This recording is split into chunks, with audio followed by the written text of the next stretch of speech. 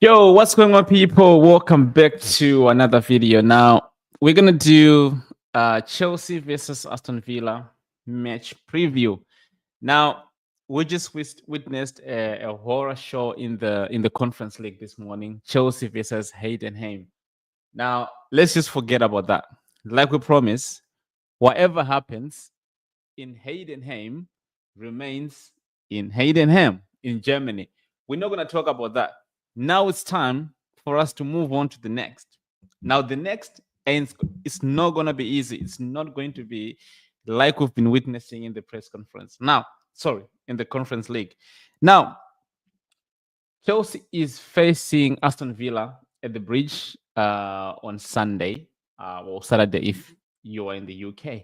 Now, let's have it, people. Let's discuss it. We're gonna talk about obviously a couple of things, but the first thing we're gonna react to the press conference, and then we're gonna talk about we're gonna look into Aston Villa, like the things that we need to be aware of, and obviously how many games we've won in the past against them, blah blah blah blah. And then again, we're gonna go and look into the lineup, and then after that, we're gonna finish with the prediction. And whoever is in the comment section, then we can sort of read the comment section. But for now, let me just pull out something. Let me pull out something here. I should have done that before, but hey, I'm only just a human, eh? Let's pull out something. 1 second. I just want to see our history with Aston Villa before we react to the press conference. Let's see.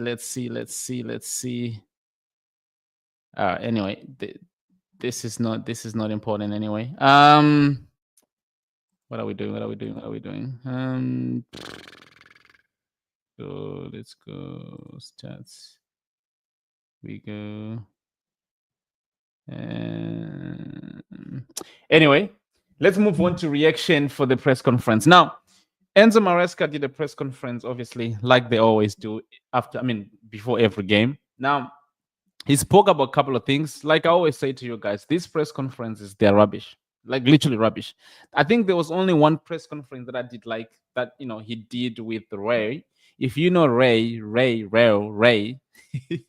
she used to work for Chelsea Media. And then now I think she works with or for Sky Sports News. I'm not actually sure. But yeah, that was the only sort of press conference for me that they actually, she asked the questions that we needed to know. Talking about the injury, the tactics, way forward, the past, things that, the fans wants to know. These other journalists, they ask a lot of rubbish. Now, the first thing they talk about, actually, you know what? Before I go into the first point, they didn't speak about anything that I wanted them to speak about, which is injuries. Now, we know that Reece James is out on injury. He's injured, right? And we don't know how long he's going to be. And I thought they would speak, a little bit about that just to give us an idea on when Reece James can come back to training. But anyway, they didn't speak about that. That's another L for me. Now, they didn't give us an idea about Malo Gusto and Pedro Neto because after the international break, they didn't play against Leicester City because Pedro Neto had a knock when he was playing for Portugal. And then Malo Gusto, I don't know what happened with Malo Gusto. He's another half Reece James as well. He's always, he's never played like 3 consecutive games without him taking a time off. But anyway, listen, these are good players. So we really wanted to know whether they're going to feature for this game or not. Now, when it comes to Pedro Neto, I really, really hope that he's fit for this game because we're going to need him. We saw what he did against Arsenal. And for me, yes, of course, Jadon Sancho is back, but I would rather have Jadon Sancho on the left side and then you put Pedro Neto on the right side. Now, for me, Madueke, I've already lost my faith in that guy. Like, I don't want to see him as a starter. Like, I would rather him play in the Conference League or maybe wait for the FA Cup or maybe wait for, I don't know, some other competition we might actually be involved in. But at this moment in time, I would rather see Pedro Neto on the right side. Now, with Pedro Neto, there's always some concerning when it comes to injury because we saw his injury records when he was playing for Wolverhampton. They were not looking really good. They were not looking good at all. So, he's the kind of player that we have to watch, how many minutes he plays in the Premier League, especially. So with him and Madueke, they can sort of switch each other on the right side. Now, we already know that Jadon Sancho is back. Now, I don't mind having Jadon Sancho on the left side, especially if Aston Villa, would do the, sit back low block. They do that sometimes with Unai Emery. So if they get to sit back, you'd want players like Jadon Sancho's to actually be on the pitch, and because they are capable of playing in short spaces in between the lines, and the linking up play with the likes of Jackson and Cole Palmer is much better. Even Joao Felix as well. So that was an L for me. The fact that they didn't talk about injuries, because that's one thing, one main thing the fans want to know about. We want to know about the injuries. Each and every time we go into a game, we want to know whose players or which players are available or which players are unavailable. So the fact that they did a press conference for the whole 15 fucking minutes and not mentioning a single injury, to me, that's a big L. But however, we move. He also spoke about Nicholas Jackson. He was kind of praising him, but at the same time saying, listen, each and every player has got a room to improve. Now, the journalist was talking about, what do you expect Nicholas Jackson, or what kind of a player would you want to see Nicholas Jackson? And Enzo Maresca, like he always do, he said, no, you know what? Jackson is what we want him to be. But like any other player, you can always improve. So he's giving that room to Jackson to say, listen, you're doing everything right. Each and every time we change tactics, because he's not always there to just be in the box and just wait for balls to come in and then score or assist. Sometimes we use him to press. Each and every time we press, he's very good at that. He's energetic like that. So he was kind of praising him, but at the same time as well, you don't want to give all the praises to a 22-year-old man, because there is always going to be a room for him to improve. So he kind of let us know that, listen, I hear you. You're doing all right. You're scoring goals, you're assisting, but it ain't enough.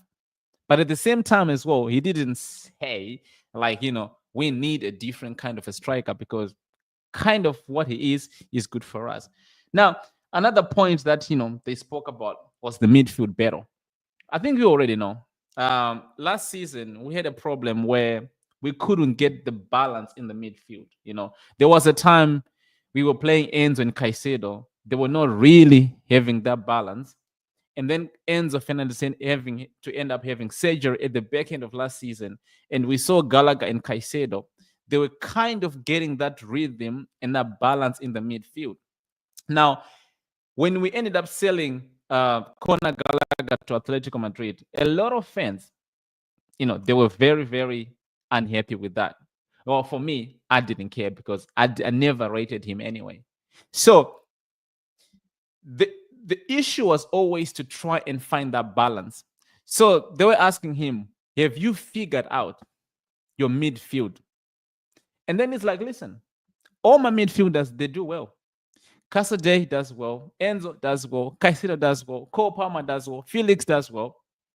When you want to talk about the balance, yeah, Lavia is there. Some games I will end up using Lavia and Caicedo.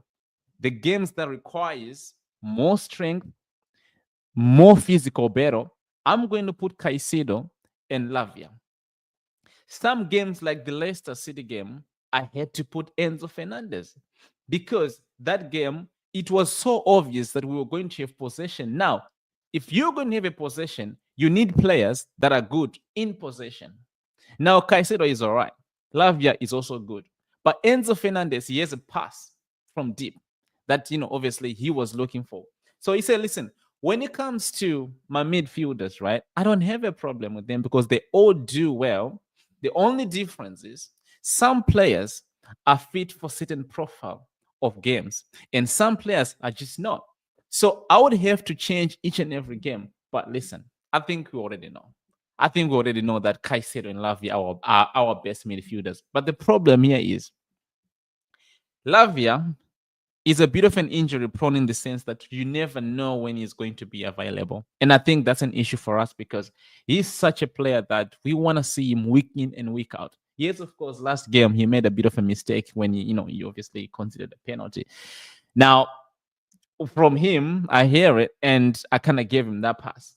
So it's just a matter of like looking at which games or which teams are we actually going against? And then you can sort of see, okay, listen, in this game, I'm going to need more physicality. And when you're looking for physicality, you're going to have Caicedo and Lavia. And then some games you're going to have Enzo. And here, because we have too many games, you're going to have to rest certain players. And like I said, Lavia cannot play each and every game. Even the Caicedo one, as much as obviously we want him to play each and every game, it's also not ideal for him to play each and every game, because you also want to protect the players like, the Caicedos, because you're going to need them in a long term. Now, that's why you see that sometimes even in the Conference League, he doesn't get to play, because you kind of have to protect him the same way we're protecting Cole Palmer, Jackson, and Fofana as well, Levi Colwill to some degree. So yeah, that was it with the midfield.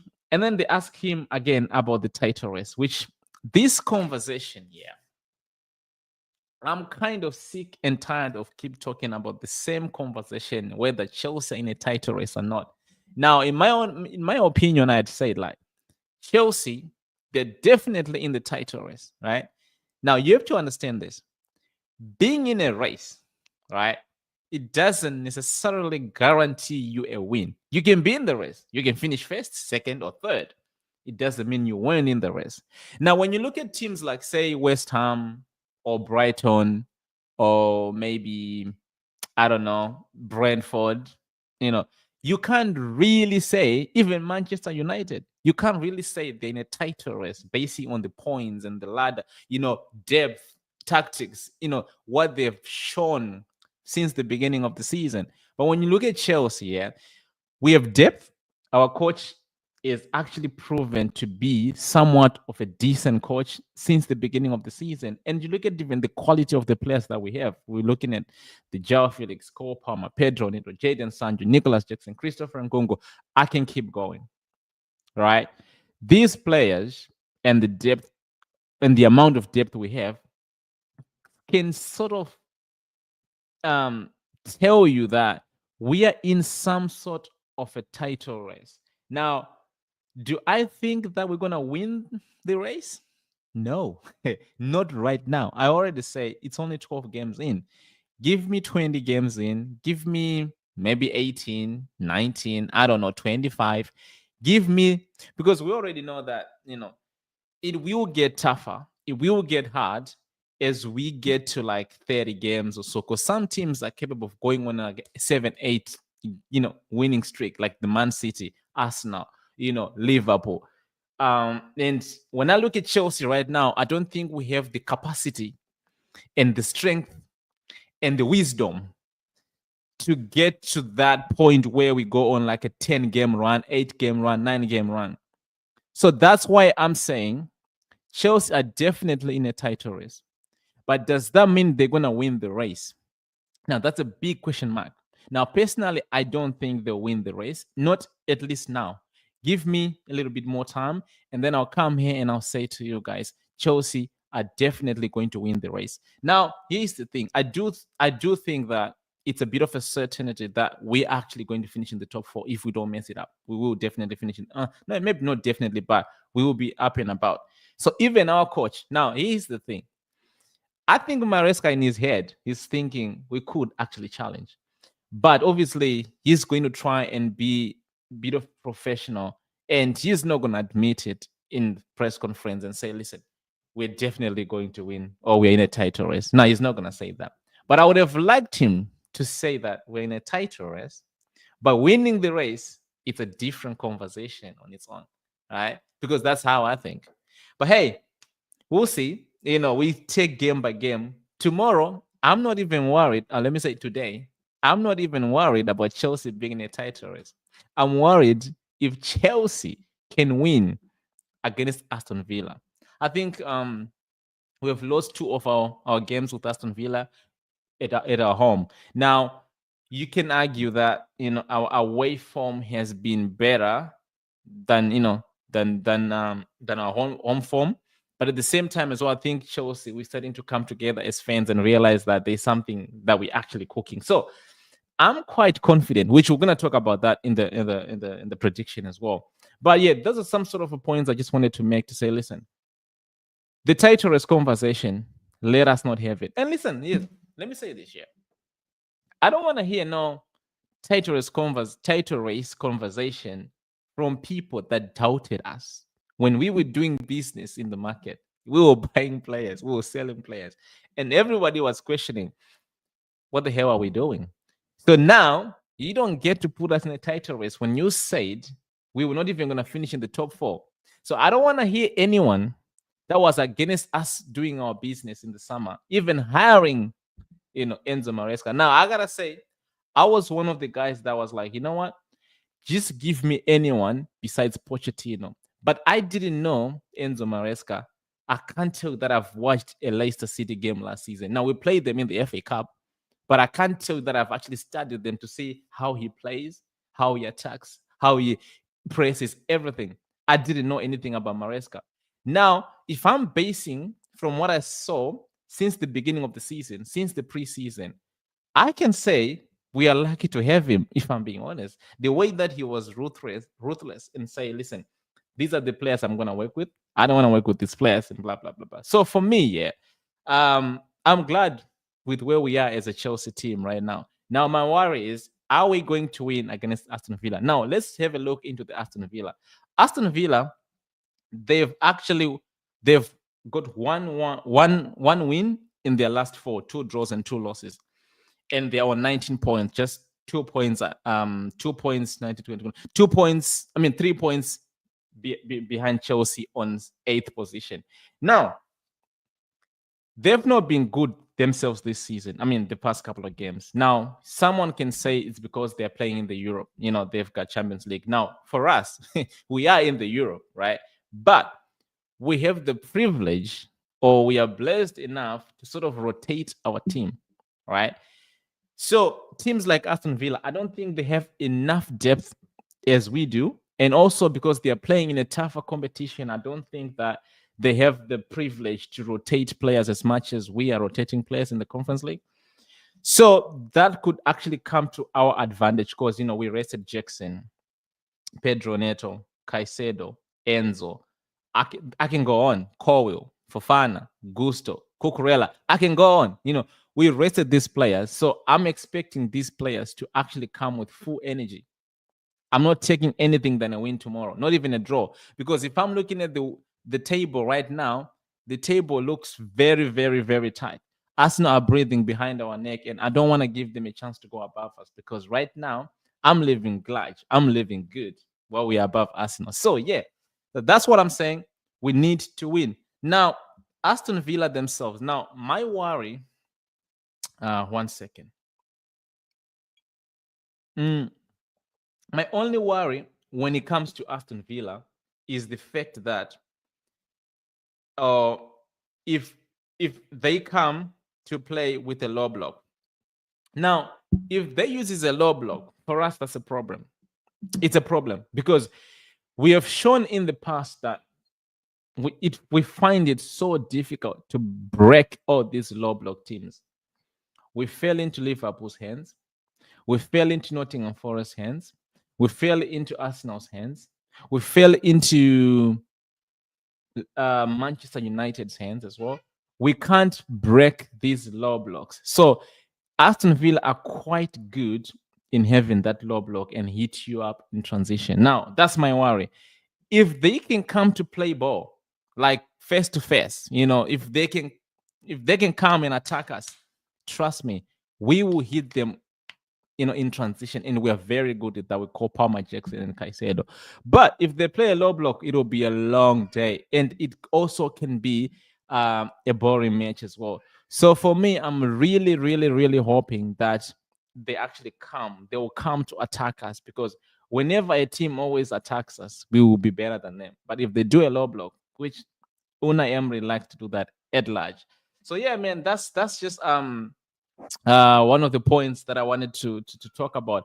Now, the other point that they spoke about in what's that called in the press conference was the fact that Chelsea need to start killing games early into the match. Like you saw what happened in the Leicester City. We were 2-0 up and we were just kind of cruising, just having fun and forgetting that, anything can happen in football. They equalized. When a team equalized, now they feel like, they can go and get a draw. And in each and every game that goes that way, you end up having to be under pressure. And when you're under pressure, that's when mistakes starts to happen. And in our team, we have a lot of people that do make mistakes. The likes of Robert Sanchez, Koyo, Fofana. These players, they stress too much, to your point. If they are being attacked or if they're playing under pressure, they don't have the composure. They can't stay composed. They start making mistakes after mistake. So you always try not to put yourself in a position where you're not killing the game. Now you're going to end up being under pressure. So Maresca was basically saying Chelsea needs to start killing games. If we can kill the game in the first half, go ahead and do it. If you can kill it in the second half, go ahead and kill the game. Don't wait until the last 10 minutes of the game. Now you start stressing about, oh, we don't want to concede. Now we have to defend instead of attacking. Whenever you get a chance into the opposition box, take those damn chances and score goals. Take your goddamn chances, because you're not always going to cruise within the game. Sometimes you're going to give them their chances. And we have Sanchez in goal.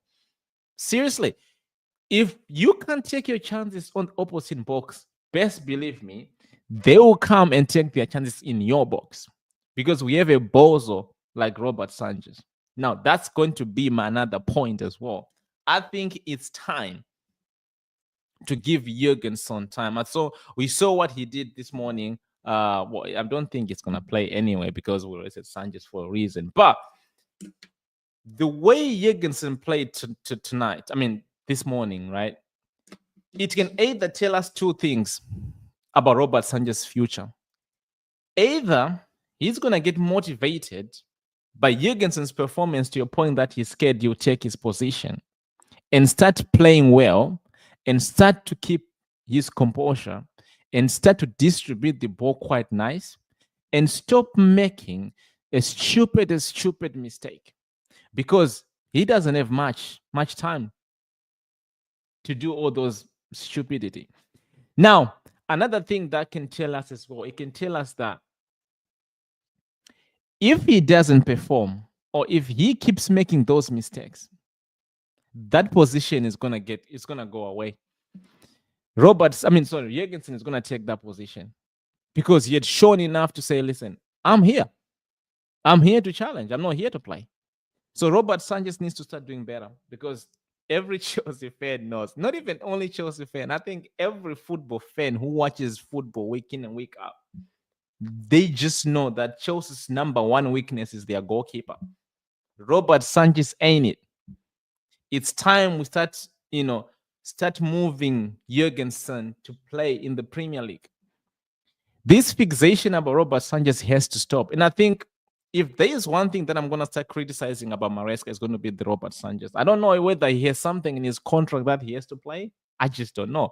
He came into the club, Enzo Maresca. He said, I don't want to work with Sterling. I don't want to work with Ben Chilwell. Why can't you say the same thing about Robert Sanchez? You've given him chance after chance after chance, and he kept making mistakes after mistake after mistake. It's time for him to sit on the bench. Or you can be the one to play in the in the conference league. Every time I say the conference league, I say the press conference. Yeah, man. Now, we're going to go and look at the lineup. I think we already know who's going to play. Okay, let's go. Sanchez in goal. Right back, Malo Gusto, if he's fit. If not, Fofana will be at the right back. Now, our central backs, we're going to have Colwill and Fofana. If Fofana doesn't play on the right back, or we're going to have Badiashile and Colwill, which, again, I'm not too much against it. And then our left back is going to be Mac Cucurella. Our midfield, we're going to see Enzo. I think Lavia, if he's fit, or you might see Enzo Fernandez in there with, obviously, Cole Palmer. Maybe and Felix as well, like we did at the Leicester City. I don't know. But I'm going to put Cole Palmer as a 10, and I'm going to put left Sancho, because Jadon Sancho's back, and I'm going to put Madueke on the right side. And then on 9, I'm going to have Nicholas Jackson. I think that's my starting 11. More or less, that's what we're going to see. And then when it comes to the prediction, I'm going to give my prediction. I think, well, I gotta back my team on this one. So I'm gonna go with 2-1 Chelsea. I think we're gonna edge it.